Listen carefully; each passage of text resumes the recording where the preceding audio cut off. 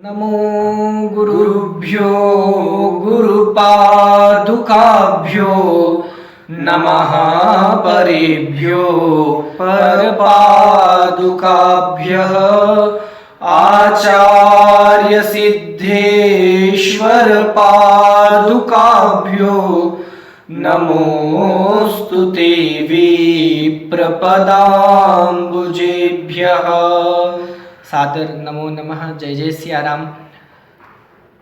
बिना गुरु की कृपा के ईश्वर को प्राप्त करना एक असंभव कार्य है। ऐसा कहा जाता है जिस पर गुरु की विशेष कृपा होती है, जीवन में ईश्वर की प्राप्ति उसी के लिए सरल हो सकती है।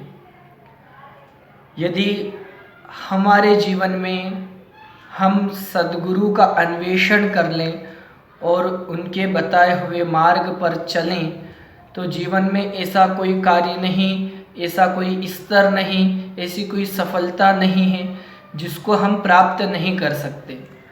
और यदि आप ऐसा सोच रहे हैं कि हमको आज तक तो कोई सद्गुरु मिला ही नहीं, तो आप यदि ऐसा विचार करते हैं तो हम आपसे कहेंगे कि आप अपनी पात्रता, अपनी योग्यता को बढ़ाइए, अपने अध्ययन को आप निरंतर विकसित करते रहिए, अपने प्रयासों को नित्य निरंतर बढ़ाते रहिए।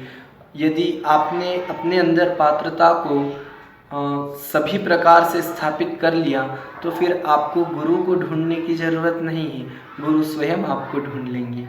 और यदि जीवन में ऐसी पात्रता प्राप्त करनी है तो सर्वप्रथम जीवन में आवश्यक है पवित्रता से युक्त सात्विक बुद्धि को अपने जीवन में अपनाने की।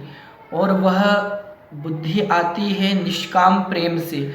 आप सदैव जीवन में स्मरण रखें कि हमको ईश्वर को यदि प्राप्त करना है, आपका इष्ट कुछ भी हो सकता है, राम कृष्ण दुर्गा गणेश, आप किसी भी रूप में ईश्वर की आराधना कर सकते हैं, उपासना कर सकते हैं, उनको मान सकते हैं, उनको मना सकते हैं, परंतु वे प्रसन्न उस पर होते हैं जो निष्काम भाव से ईश्वर से प्रेम करता है। और सद्गुरु का सर्वश्रेष्ठ यह कार्य होता है कि वह अपने निजी शिष्य को जगत की मिथ्यात्व का दर्शन कराकर, जीव की नित्यता का बोध कराकर जीव को मोक्ष पद का अधिकारी बना देता है। और यदि आप ऐसे सद्गुरु का अपने जीवन में सानिध्य चाहते हैं तो बड़े के साथ रहने से पूर्व आपको अपने आप को भी बड़ा बनाना होगा। उसके लिए आपको कोई पहाड़ तोड़ने की आवश्यकता नहीं है, बस अपने आचरण को, अपने विचारों को आप बड़ा बनाइए। सदैव सभी का सहयोग कीजिए, बिना किसी लोभ के, बिना किसी विशेष कामनाओं के। यदि आप इस प्रकार से अपने मन को बड़ा रखते हैं तो निश्चित आप उन गुरु के शरण में अति शीघ्रता से चले जाएंगे। जय गुरुदेव। जय जय श्री महाकाल।